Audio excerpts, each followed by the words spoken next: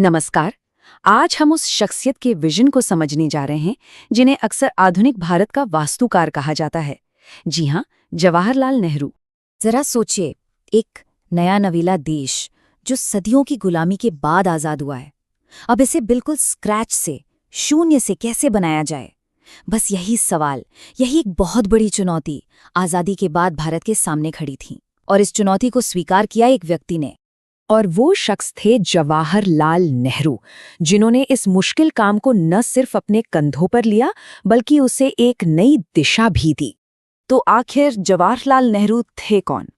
वो सिर्फ भारत के पहले प्रधानमंत्री ही नहीं थे, वो स्वतंत्रता आंदोलन की एक बहुत बुलंद आवाज थे।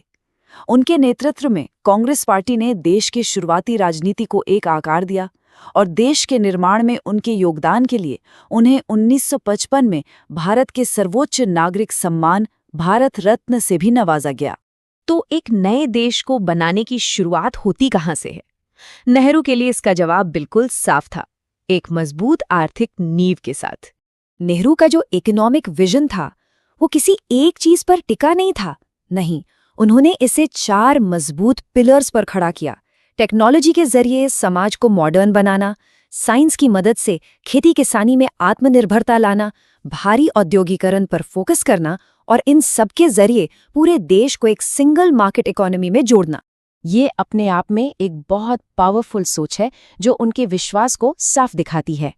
नेहरू के लिए असली मंदिर वैज्ञानिक प्रयोगशालाएं थीं, वो जगह जहां एक मॉडर्न और तर्क पर चलने वाले भारत का भविष्य गढ़ा जाना था। लेकिन सिर्फ एक मजबूत इकोनॉमी ही काफी नहीं होती। नेहरू ये बात अच्छी तरह जानते थे कि कोई भी देश असल में अपने लोगों से बनता है। तो फिर एक न्यायपूर्ण और एकजुट भारतीय समाज के लिए उनका सपना क्या था? उनकी पूरी सोशल प्लानिंग का जो सेंटर पॉइंट था वो था सेक्युलरिज्म, यानी पंथ निरपेक्षता। और ये उस दौर में, खासकर पार्टीशन की भयानक त्रासदी के बाद, एक बहुत ही क्रांतिकारी विचार था। इसका मतलब सीधा और साफ था, सरकार का अपना कोई धर्म नहीं होगा। वो हर धर्म की रक्षा करेगी, लेकिन किसी एक को दूसरे से ऊपर नहीं रखेगी। और यही वजह थी कि वो धर्म पर आधारित पॉलिटिक्स के सख्त खिलाफ थे। उनका मानना था कि ये रास्ता तो सीधा समाज को बांटने और देश की तरक्की के पहियों को रोकने वाला है। नेहरू का समाजवाद भी कोई किताबी समाजवाद नहीं था। असल में ये 3 अलग-अलग विचारधाराओं का, आप कह सकते हैं, एक यूनिक मिक्सचर था। फेबियनवाद से उन्होंने संवैधानिक सुधारों का रास्ता लिया। गांधीवाद से उन्होंने ये सीखा कि लक्ष्य के साथ साथ उसे पाने का रास्ता भी पवित्र होना चाहिए।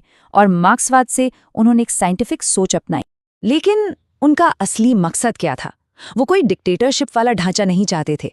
उनका असली मकसद था डेमोक्रेसी और सोशलिज्म के बीच एक बैलेंस बनाना। एक ऐसा सिस्टम जहां समाज की भलाई तो हो, लेकिन साथ ही हर एक इंसान की जो पर्सनल फ्रीडम है वो भी पूरी तरह से सेफ रहे। तो ठीक है, देश की इकोनॉमी और सोसाइटी की नींव रख दी गई। अब अगला और बहुत बड़ा सवाल ये था कि दुनिया के मंच पर, वर्ल्ड स्टेज पर इंडिया कहाँ खड़ा होगा? तो देखिए, उस वक्त दुनिया पूरी तरह से 2 खेमों में बटी हुई थी। एक तरफ अमेरिका, दूसरी तरफ सोवियत यूनियन। ऐसे में नेहरू ने एक तीसरा, बिल्कुल अलग रास्ता चुना और उनकी फॉरेन पॉलिसी का सबसे बड़ा पिलर बना नॉन अलाइनमेंट, यानी गुट निरपेक्षता। मतलब भारत किसी भी मिलिट्री गुट में शामिल नहीं होगा, लेकिन दुनिया में शांति के लिए दोनों के साथ सहयोग करेगा। अब ये एक बहुत ही प्रैक्टिकल, बहुत सोचा समझा फैसला था। जरा सोचिए, किसी एक गुट से जुड़ने का मतलब क्या था? इसका मतलब था कि आप अपनी विदेश नीति को एक तरह से गिरवी रख रहे हैं। आप एक सुपर पावर पर डिपेंडेंट हो जाते। लेकिन गुट निरपेक्षता ने भारत को वो आज़ादी दी कि वो अपने राष्ट्रीय हितों को सबसे ऊपर रखे और दोनों गुटों से बिना किसी शर्त के आर्थिक मदद ले सके। तो अब सवाल उठता है कि नेहरू की इन सभी पॉलिसीज के पीछे, चाहे वो इकोनॉमिक हो, सोशल हो या फॉरेन पॉलिसी, इन सबको एक धागे में पिरोने वाली सोच क्या थी? वो गाइडिंग फिलॉसफी क्या थी? इसका जवाब है साइंटिफिक ह्यूमनिज्म। अब ये क्या है? ये वो फिलॉसफी थी जो उनके हर फैसले के पीछे एक मॉरल कंपस की तरह काम करती थी। उनका ये पक्का मानना था कि साइंस से जो पावर मिलती है उसका इस्तेमाल सिर्फ प्रॉफिट कमाने या किसी का शोषण करने के लिए नहीं होना चाहिए, नहीं, बल्कि पूरी इंसानियत की सेवा के लिए होना चाहिए। तो असल जिंदगी में इसका मतलब क्या था? इसका मतलब था कि साइंस को भारत की सबसे बड़ी दुश्मन यानी गरीबी, अशिक्षा और बीमारियां, इनसे लड़ने का सबसे बड़ा हथियार बनाया जाए। लेकिन ये सिर्फ आंख बंद करके साइंस के पीछे भागना नहीं था। नेहरू के लिए ये भी उतना ही जरूरी था कि साइंस को ज्ञान, समझदारी और नैतिक मूल्यों के साथ बैलेंस किया जाए। तो चलिए अब बात करते हैं उनकी विरासत की। नेहरू के इस विजन का, इस ब्लूप्रिंट का आज क्या असर है? उनका ये एक कोट उनके पूरे अप्रोच को, उनके ह्यूमन सेंट्रिक अप्रोच को बहुत अच्छे से बताता है। नेहरू के लिए डेमोक्रेसी हो या सोशलिज्म, ये सिस्टम्स अपने आप में मंजिल नहीं थे। अरे नहीं, ये तो बस एक जरिया थे, कुछ टूल्स थे जिनका इस्तेमाल एक बेहतर, एक ज्यादा इंसाफ पसंद समाज बनाने के लिए करना था। और यहीं पर हम एक बहुत बड़ा सवाल छोड़ जाते हैं।